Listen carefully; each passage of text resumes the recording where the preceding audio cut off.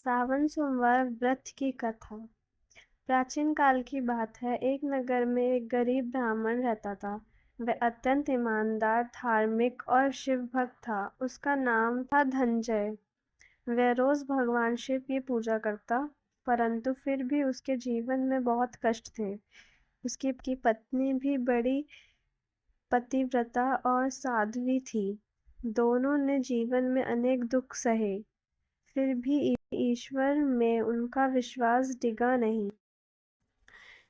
धनंजय के पास ना तो अच्छे वस्त्र थे, ना ही भरपेट भोजन। वह कभी कभी गांव में भिक्षा मांगकर, कभी पूजा पाठ कर कर दान पा जाता, किंतु इन सब के बावजूद उसका जीवन ईमानदारी और भक्ति से भरा था। एक रात जब धनंजय और उसकी पत्नी भूखे पेट सो रहे थे, पत्नी ने कहा, स्वामी, जीवन में बहुत दुख सह चुके, क्या प्रभु शिव हमें कभी नहीं देखेंगे?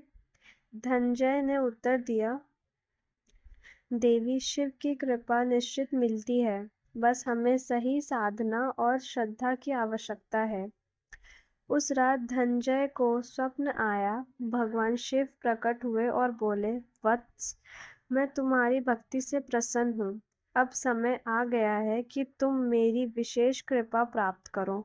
सावन के महीने में आने वाले सोमवार को व्रत रखो और हर सोमवार को व्रत करो, उपवास रखो और मेरी विधि पूर्वक पूजा करो।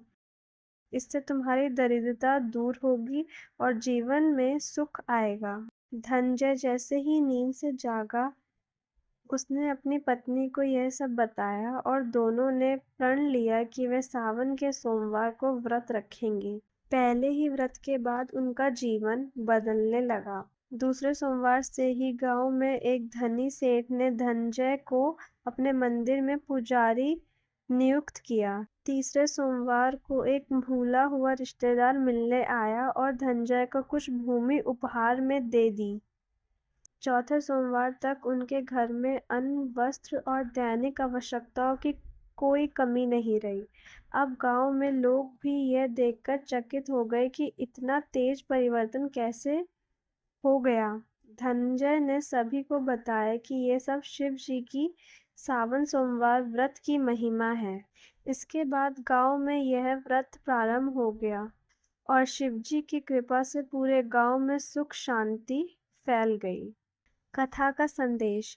श्रद्धा और भक्ति से किया गया व्रत सदा फलदायक होता है। भगवान शिव अति कृपालु हैं।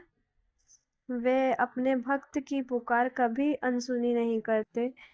सच्चे मन से किया गया उपवास, पूजा और कथा श्रवण जीवन में चमत्कार ला सकता है।